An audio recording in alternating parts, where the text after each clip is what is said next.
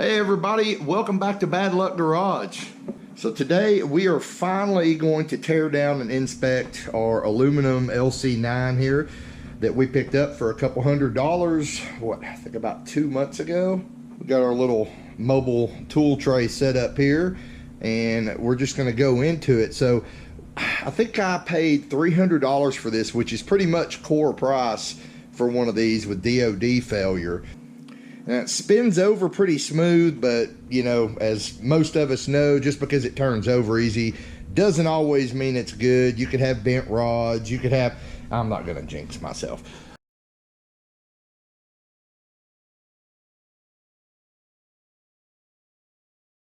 But anyway, it did have DOD failure. I have already pulled this head. I'll just go ahead and let you know that because I wanted to inspect a little bit beforehand. But basically, we had DOD failure on number 6 here. So you could just take the rocker arm and flip it around. If we look down in the intake chamber here, I don't know how well you can see that. You can see it a little bit. There's quite a bit of rust around the valve. That's pretty common when you get a DOD failure, because what happens is your DOD lifter here, it ends up kind of hanging shut. So this push rod doesn't move anymore, which means this valve stays shut all the time and moisture will accumulate in there, and you know, it's pretty common to see a little bit of rust on the valve there if it's been run that way for any length of time. So what we're going to do, we're going to go ahead and start tearing this thing down, just inspecting. We want to see what it looks like inside. Again, we want to make sure we don't have any bent rods. We want to get a look at the bearings, the crank, everything. Now, I have said in previous videos, I'm planning to do a forged rotating assembly on this. But guys, that's going to kind of depend on a few factors. It's going to depend on the condition of the engine block. It's also going to depend on my finances, because we have a lot of plans over this winter for CC here. So we may not have the money to do the forged rotating assembly. So for now, we're going to go ahead, tear it down, inspect everything. Then over the winter, we're going to make sure we get everything else done that we want done on this car, the roll cage, the coilovers up front, a few other things. If we get all that done and we've still, you know, somehow managed to come up with the money we need to do this engine the way we want to do it, then that's what we'll do. If we pull it apart and everything looks good, rods, crank, all that's good, guys, these are the engines that are setting all the stock block records right now, these LC9s, and even some stock bottom end records. You know, you got guys pushing 1,400 plus horsepower on these stock rotating assemblies. Is that smart long term? No, but I'm just saying, if something comes down, like if we end up popping the engine that's already in here and we absolutely have to have this, and we've got all the original parts are good, we may end up having to just throw it together. But I'm getting way ahead of myself, so let's just get it torn down for now, see what we find, okay? So I know the comments are coming. Yeah, guys, we're kind of cluttered over here. Most of you guys know I work out of this small little one-car garage, and we also have a dryer going in the background right now. So you guys are going to hear that. I apologize, but nothing I can do. We got to get laundry done, right? So like I said, we already pulled this head off probably about 3 or 4 days ago. I tried to do this video 3 or 4 days ago. Unfortunately, work happened, and I had been working all weekend. It's 6 o'clock Sunday now. I just got off work. So I pulled it off, and already, I mean, everything kind of looks good here. We'll have to really clean the combustion chambers to see if we got any cracks between them or anything. That's pretty common on these 799 heads. But what I did notice first thing when I pulled this head off is someone has definitely been in here before, because we have what appears to be a Felpro head gasket. Now, this head gasket does not look very old at all. It's actually in really good shape. You guys know at some point we might end up reusing this. So since it's in good shape, what I'll probably do is put it over to the side. I'll clean it up, and in the future, if we throw together some junk motor or something, we'll just copper seal the shit out of this and throw it on like we did the engine that's in the car now. Inevitably, we're gonna have a dozen people who've never been on this channel before and don't realize that we've done that before and it's worked out fantastic for us, and they're going to make some negative comments. So I'll just go ahead and tell you now, whoever you are, it works. I don't recommend it on something that you really care about, but you know, if you're in a pinch or you're throwing together an engine you don't give a shit about, yeah, we reuse stuff sometimes. All right, so pulling these guys out, we've got our standard, or I mean our DOD lifter. Here's the DOD lifter that was actually collapsed. You can see the difference. See that spring's fully compressed. Here's the DOD lifter the way it should look. Hopefully you can see that on camera, but yeah, this is our bad guy here. It's collapsed and jammed up, so it's no good, but we're throwing those away anyway. But we're actually going to keep the standard lifters. So with a DOD engine, you've got 8 DOD lifters, and then you've got, you know, 8 regular garden variety lifters. And like I've told you guys 100 times before, and you've seen me do 100 times before, if there is no physical damage that you can see on these lifters, what I like to do is I will soak them in mineral spirits, then I'll blow them out with carb cleaner, then I'll blow them out with air, and that usually frees everything up in there. And at that point, we'll take a little oil can. I might have to get my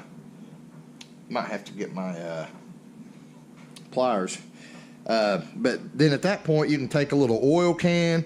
You can go into your little oil holes where they normally fill up with oil, and you know, you can go ahead and pump them up with oil and reuse them. Now, I happen to have 8 more lifters that I pulled out of a DOD engine about probably 3 years ago that are in good shape. So we're going to keep these, inspect them, clean them up, and we might just take those others and do the same and end up just using those instead of having to buy new lifters. I'll tell you right now, guys, with all the failures I've been seeing from new GM lifters on the internet, I will trust a set of used lifters that are in good shape over a set of new lifters any day. Of course, if we end up going all high end with this engine, then, you know, of course, we'll get some good lifters, maybe some Johnsons or something like that, but that's just assuming we get the budget for it. I'm going to throw this stuff in the trash. I'm going to continue tearing this apart now that you've seen what the main failure was with this engine. And once I get it apart, we'll look at the cylinder bores and stuff like that.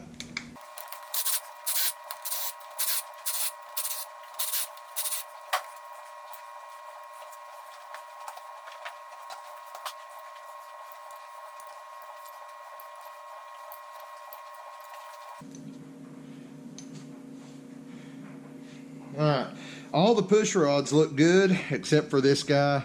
We've got what I call the football. I don't know if it really picks up on camera, but it's wore kind of funny. So it's just uneven wear. So even though we're not going to be reusing the push rods on this engine, we're going to get some hardened push rods because of the springs I plan to run. We definitely don't want to reuse this one. So this one's going to go on our junk pile. And let's see, that was this guy. Nope, it was this guy right here, second one from the end. So I'm going to check that rocker arm. The rocker arm does show some of that same football wear, I call it. And I just call it that because you can see the wear pattern kind of makes it shaped like a football. So we are most likely not going to reuse this guy either. We'll have to go to our scrap parts bin and grab us a different rocker when we go to put this thing back together. I take the heads off. I like to kind of follow the same pattern that I used to put it on. So instead of starting in the middle and working my way out, I like to start at the outside and work my way back into the middle when I'm taking them loose.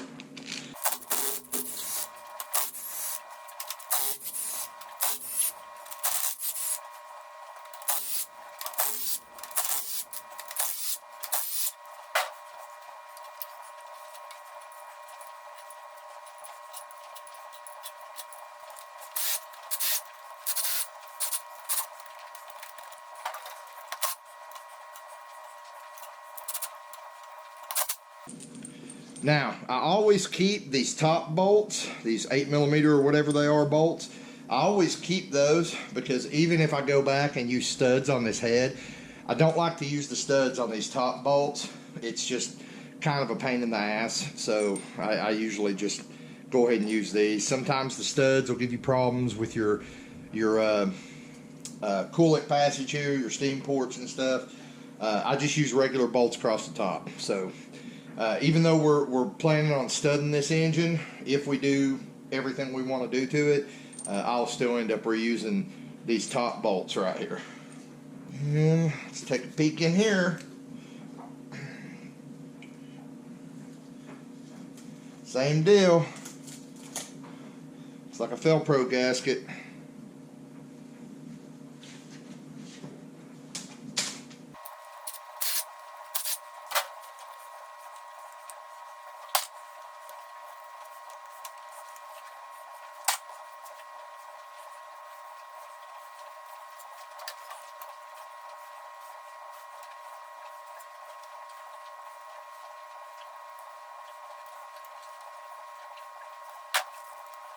Over here, all the lifters look good.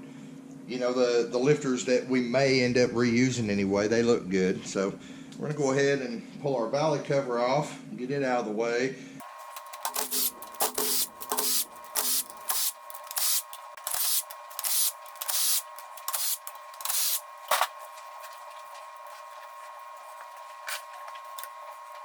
If you've never seen what's inside of the DOD junk on these Gen 4 engines, so you got your little oil towers here, and you know this is just all your valves and whatnot passages that redirect oil flow to these towers to either engage or disengage those DOD lifters that I showed you earlier. We're not going to be using this because we're doing a DOD delete. So toss that over there. I'm going to leave these little guys in here, and we're going to go ahead now and pull our front cover off.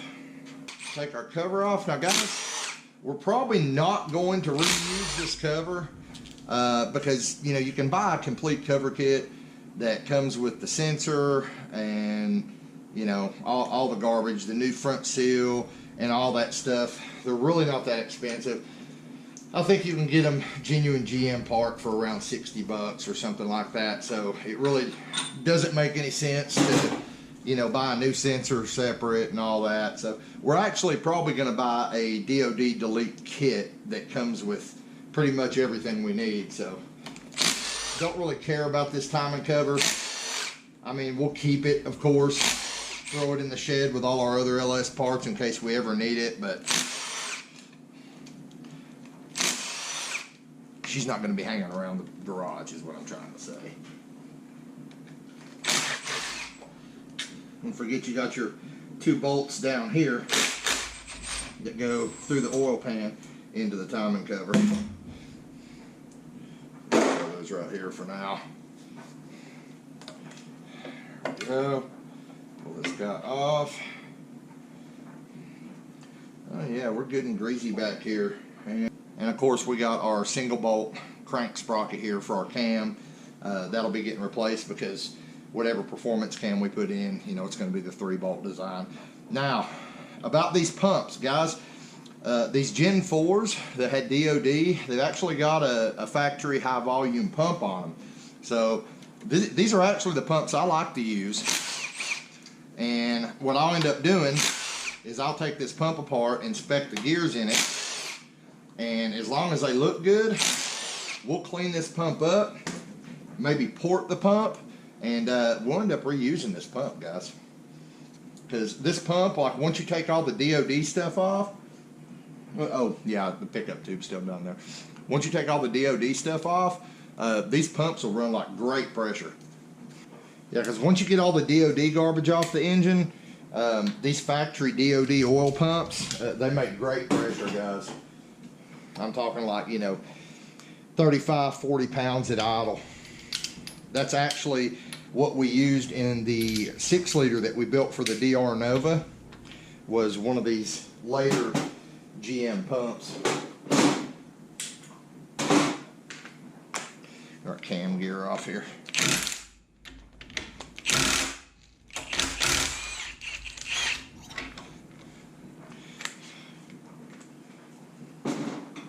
Going bye-bye, because nobody loves you. Nobody loves you. Alright, yeah. I forgot about all the damn guides and shit on these Gen 4s, the chain guides. There we go. Get you out of the way. We'll never use you again. Let's get the right tool for the job. I want to pull this cam out. All the lifters look good on, you know, the rollers and everything. I'm just interested in seeing what this cam looks like and what the cam bearings look like. Yeah, we got a T40 right here for these, and of course you guys know we do not. I don't really give a shit what everybody else does, but we do not reuse these cam retainer plates. The gasket on the back side of that plate, it gets smashed, and a lot of the times if you've done a cam swap or something and you've reused your retainer plate and you get everything back together and your oil pressure sucks, that's why.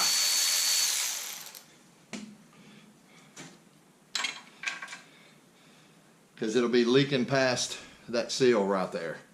That seal just gets smushed down. So we always get new on those. We'll go ahead and throw that in the scrap bin. Even on our total junk motors, we still replace that. Okay. We're gonna be able to get you out. Where's our bolt at? What do we do with our bolt? Screw that guy in. Here's the moment of truth. We find out if it's got a spun cam bearing. Well,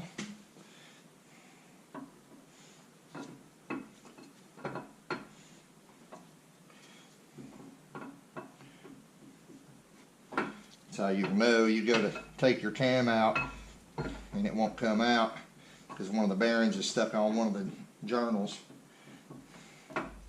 Wow, these cam bearings are still really tight. I mean, that's a good sign. I know, don't look at the cam bearings, but we always look at the cam bearings.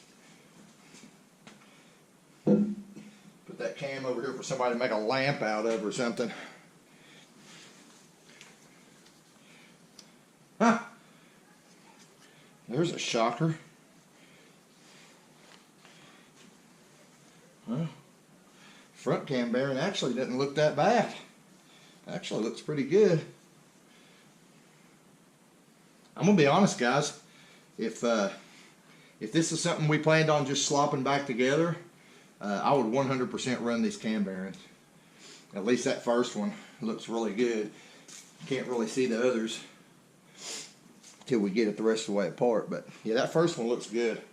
Let's go ahead and drop our oil pan and take a look at the bottom end.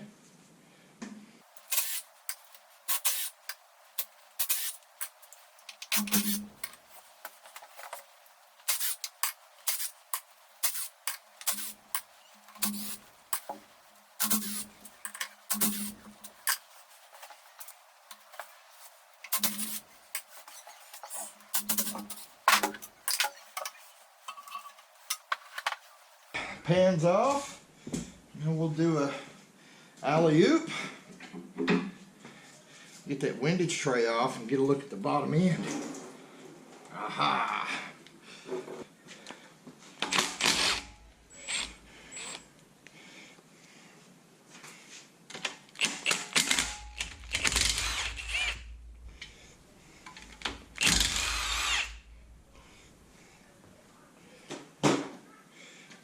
Up tube, throw that in the oil pan. Now we can get our oil pump off. Like I said, we're gonna inspect this guy for wear, and depending on what he looks like, we may or May not reuse him.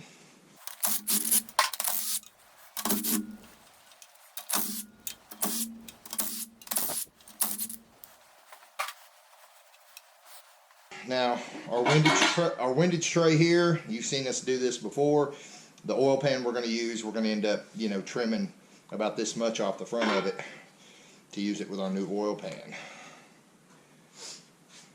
So we're definitely not going to throw him away.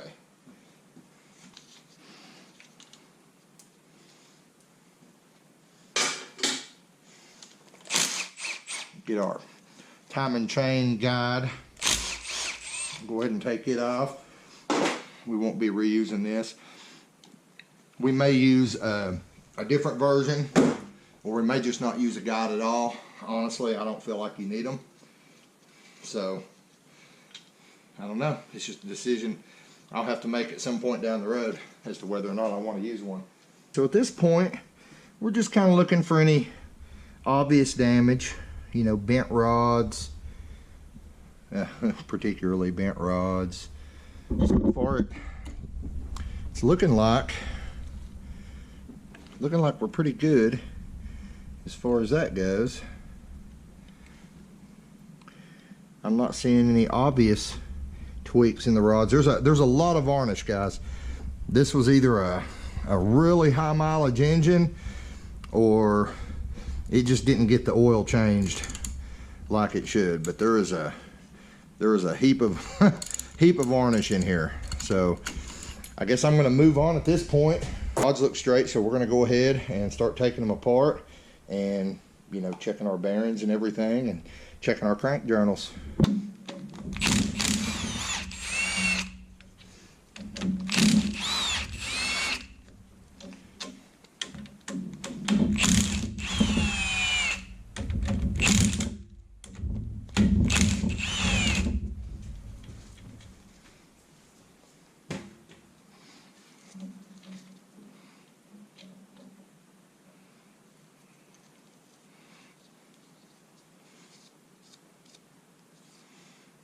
Alright, yeah, we definitely got some wear. I mean, it's not horrible, but it's bad enough I definitely wouldn't reuse these, and I'm totally glad that I didn't just stick this in and run it, because there is some pretty significant wear on that first one there, and I'm sure the back ones are going to be even worse.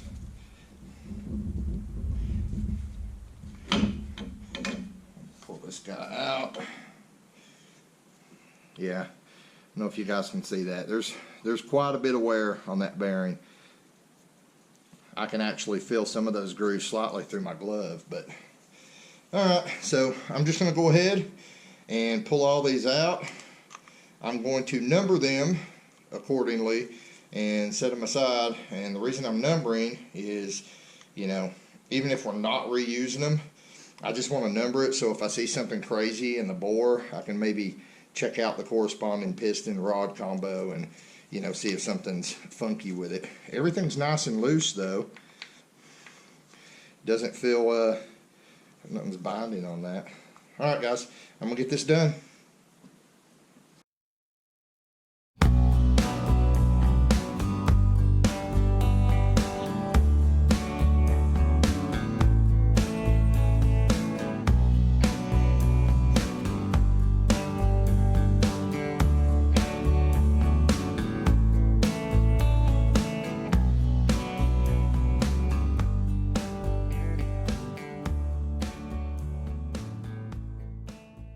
We got back all the way back here to number 8, and yeah, all these bearings are shot. I mean, they're not just destroyed, but number 8 was. When I first pulled it off, I thought it had spun, but then after closer investigation, it was obvious it had not spun, because none of this is wore out. The bearing was just really loose, and it fell apart when I pulled the cap off. But yeah, it's definitely chewed up good. It was probably getting ready to spin. I mean, it was right there on that ragged edge where it was probably just about ready to spin that bearing. As a matter of fact, I wouldn't be surprised if that bearing wasn't knocking a little bit, because it's got like some really weird really weird wear on one side of it there. Like it's wore more on one side than the other. So I bet he was getting a little clackety clack in that rear bearing too. So yeah, definitely glad we tore this guy apart. And I'm looking at the crank, and I mean, I'm not seeing any really deep grooves or anything on the crank journals, but bare minimum, if we don't get a forged rotating assembly, like let's say we want to put this thing back together stock bottom in, bare minimum, we need to get this crank polished. And I don't know, like that may change here in just a second. I may take the main caps off and find out that, you know, we've got a wrecked journal or something. I don't know. We're going to dig a little deeper. I'm going to go ahead and yank this rear cover off, which honestly, I'm probably not going to film it because it can be kind of a pain, because when it's on an engine stand like this, some of the bolts I'm going to have to get into with a wrench instead of a socket, so it's going to take a minute. So let me get that rear cover off, and then I'll come back and I'll film me, you know, taking the main caps out, and we'll see what our crankshaft looks like. Yeah, these rear cover bolts are always such a freaking pain in the ass when you got these things on an engine stand. Honestly, I don't know why I don't just go ahead when I know I'm going to be pulling one of these suckers apart.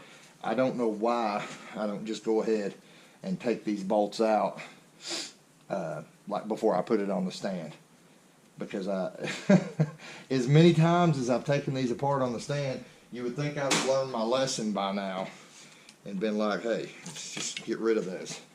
But they're out now, so get this cover off. Make a mess. What sucks is I've got this drip tray that I finally bought after years, guys. I finally decided to buy one of those nice drip trays for my engine stand. But right here, the back of the engine,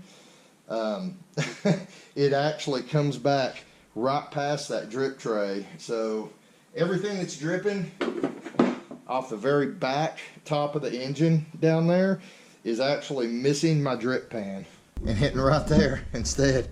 And I can try to pull the drip pan back, but it doesn't do any good because it's designed to fit on the stand a certain way. So yeah, right there, everything's just dripping and hitting right there and then dripping in the floor. But that's fine. Better one small puddle than a bunch of big puddles, right? Let's get these main caps off here and see what our main journals look like. So if you don't know, we got 14s on the outside here, and then 13s on the inside. Let's just work our way back.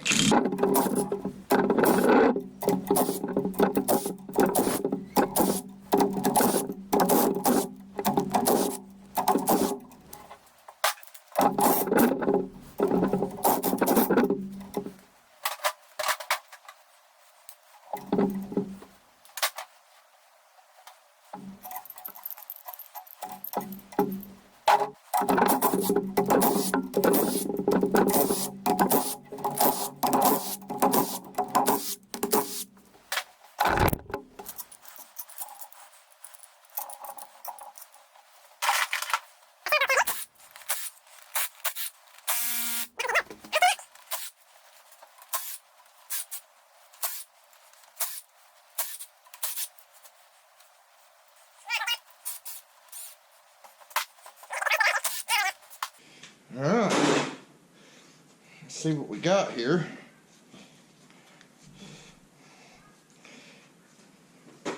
Little rat-a-tat-tat. There we go. Pull this guy out. Oh yeah. Oh, we're chewed up good. See if I can clean this off and put it on the camera there. Yeah. I don't know if you guys can see that. We're chewed up pretty good on that one. Like, you can tell there's been a lot of foreign debris down in there. Hold on, I gotta take my glove off so I can feel this crank. Time to get greasy hands. Stop being a little bitch. Okay, yeah. Crank's spooked. Yeah. This crank would have to be turned. So here's the deal with that, guys. I'm actually just going to set this back on here for now. I'm going to leave the crank in it. We'll look at the rest of them, but I already know at this point what's got to happen. So I won't have a crank turned. You can actually get a brand new, whoa, sorry guys, my tool cart started rolling. You can get a brand new Gen 5 crank from like Summit Racing for $319. Not a turned crank, 10 under or whatever, but a brand new crank for the Gen 5 or Gen 4 stuff. So like when it's that cheap to buy a new crank, there's no point in having one turned. You know, they're gonna, I think the last time I had a crank turned, it cost me almost $200 to have it turned and then buy bearings, or for them to give me the bearings for it.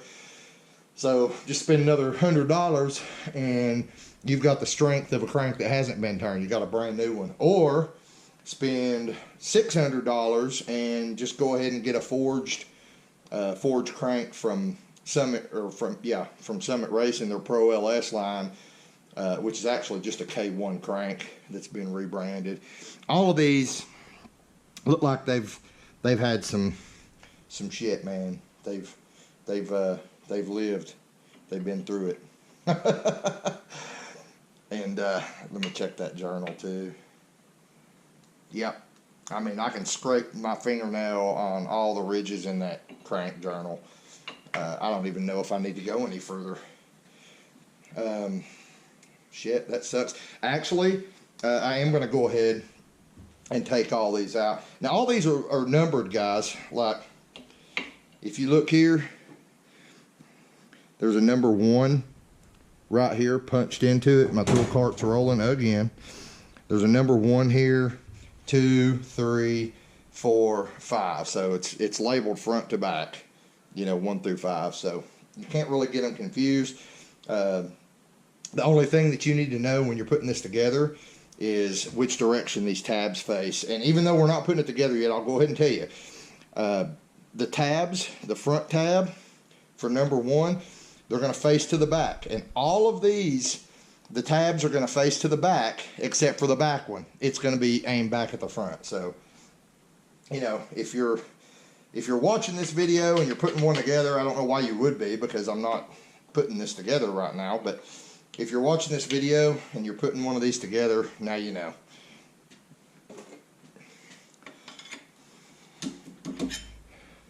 In case you were confused by that. Come on now. Don't be stubborn. Don't be stubborn. There we go. Yeah, oh, this one's chewed up real good.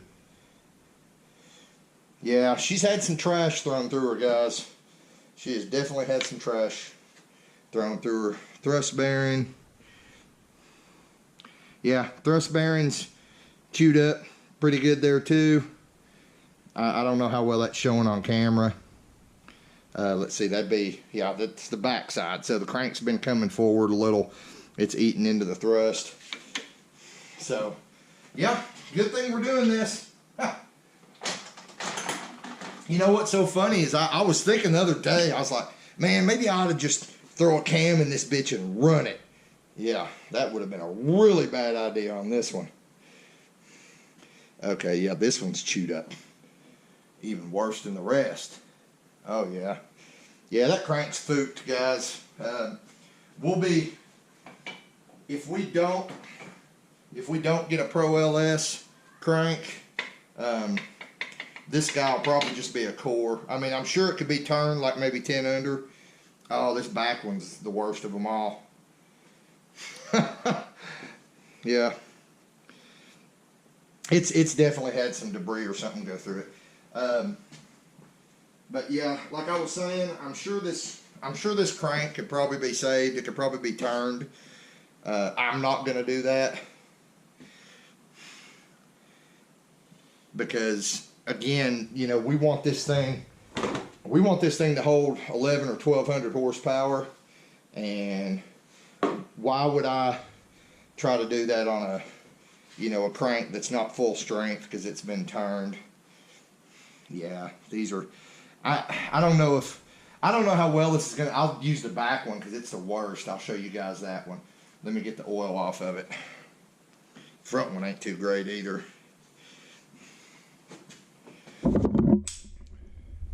So again, I don't know how well this is going to show up on camera, but can you hear my fingernail on it? Like, it's chewed to pieces. These, the rod journals, aren't really that bad. Like, they probably could have just been polished out. Well, that's a crank journal. But the rod journals could have probably been polished out, but these crank journals, yeah, that one's got a really deep groove. Can you hear my fingernail catching on it? Yeah. Yep. That's all she wrote for this guy. And knowing now that we're going to have to get a crank anyway, I was thinking about running, you know, keeping this thing 58X and just doing a, like a 2X pulley or a 2X cam gear. Sorry guys, I'm having brain farts. It's kind of late. So guys, I was thinking about keeping this thing 58X and, you know, a 4X cam sensor. But if we're gonna have to buy a crank anyway, I'm probably just gonna go to a 24X crank and a 2X cam sensor and save myself from having to do a bunch of rewiring in my harness with the 5-volt signal and all that shit. Go ahead and get this guy out of here.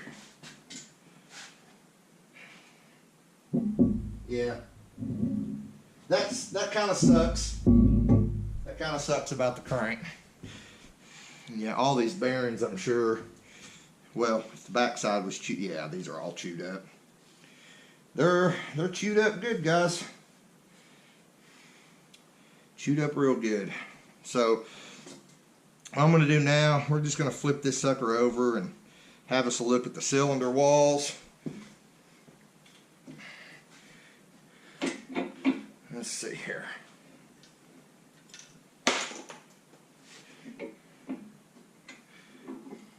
Okay, so cylinder walls. It's not bad.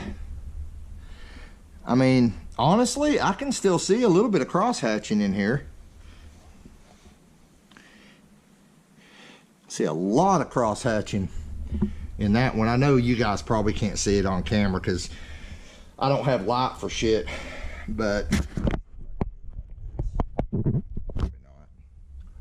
I don't know. But there's still some cross hatching in here. The cylinder walls don't look bad, guys. So here's the deal. Now that I know that I can't just throw some bearings in this thing and run it, I guess we might as well just save it and go all the way. So I'm gonna be looking for a machine shop.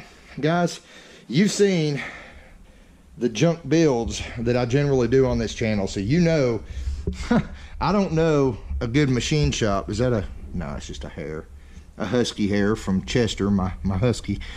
I don't really know any good machine shops here in Knoxville, so if anybody watching this is local and you know a good machine shop, good trustworthy machine shop that you know, especially if it's one that you know for a fact deals with LS engines a lot, stuff like that, what I'd like to do is go ahead and have this guy hot tanked, have it decked.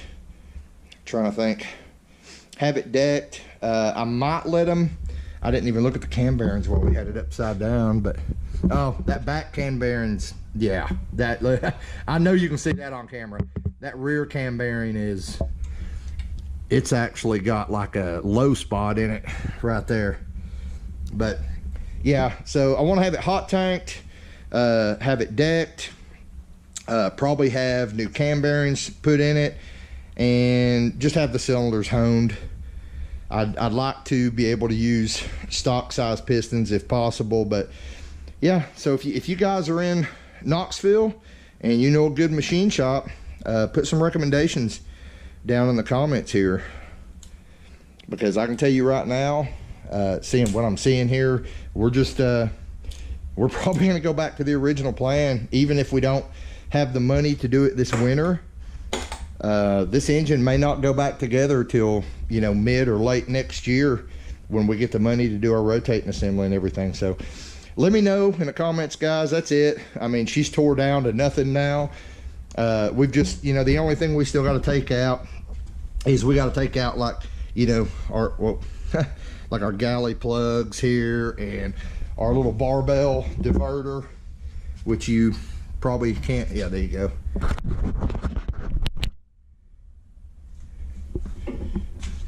There you go, our little barbell right here. We got to take that guy out. We're going to replace it with one of those aluminum jobbies and a couple other things, but for the most part, she's stripped down. She's ready to get hot tanked and get machine work. So let me know in the comments if you guys know a good machine shop. That's it. That's our teardown. I think the next video will probably be, I'm probably going to go over our new VS Racing 6762 turbos that are going to be replacing the 6462s that are on the car right now.